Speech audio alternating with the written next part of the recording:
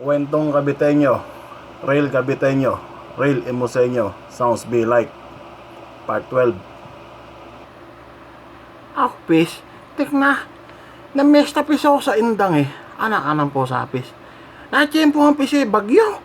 Inabot pis ako ng bagyo sa indang. Anak-anang po sa pis. Lintik na halpis ang hangin nung humapit daw sa indang. Uputang lakas pis. Isipin may, lahat pis ng punong saging ibuwal eh. Sa lakas pis ng hangin. Anak-anang po ka pis.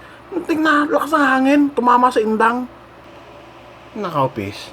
Wala pis sa tropan silang yan. Naka na. Sa silang pis eh, natsyempohan din eh, nung akinaan doon eh, bumagyo eh.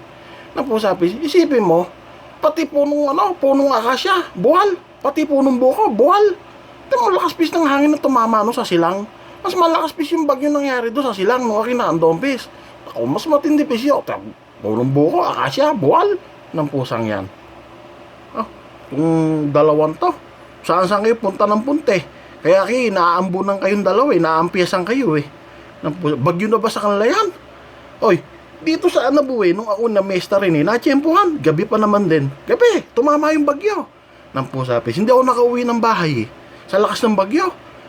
Dito sa metro pa dito ako na mesta eh, kina pare Ogip, sa may doyets dito, tropa sa bale. Oy, gabi. Ito ngayon, dinaan-doon ako kina pare Ogip, sa bahay nila. Gabi eh, brown out. Paano hindi magba-brown out eh, lahat ng poste tumba na.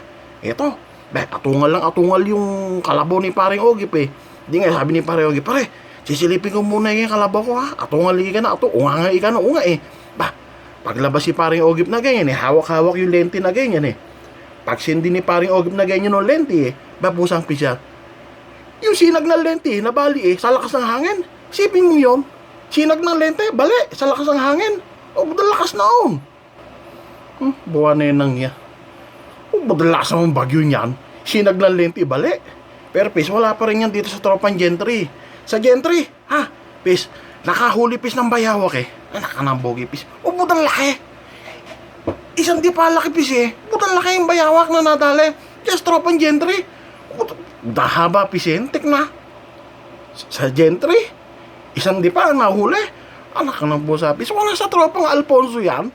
Sa Alfonso eh, isang dipat kahalati na dahil yung tropang bayawak doon eh.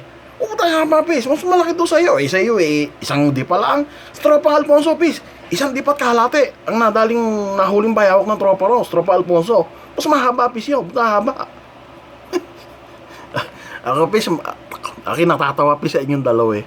Butang hilig yung manghuli ng butike. Anak ka ng bogi na yan. Sa Anabu mismo pis, sa Anabu uli. Doon sa tropang Deutsch na naman. Pero doon sa pulo.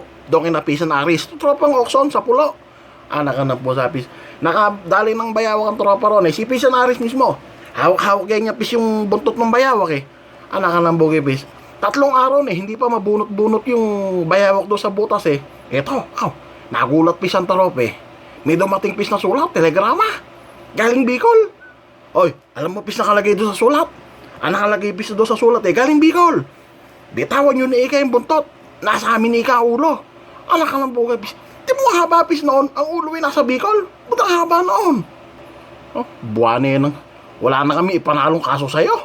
Buwisit na. Ewan ko sa'yo, siyena na yan, oy.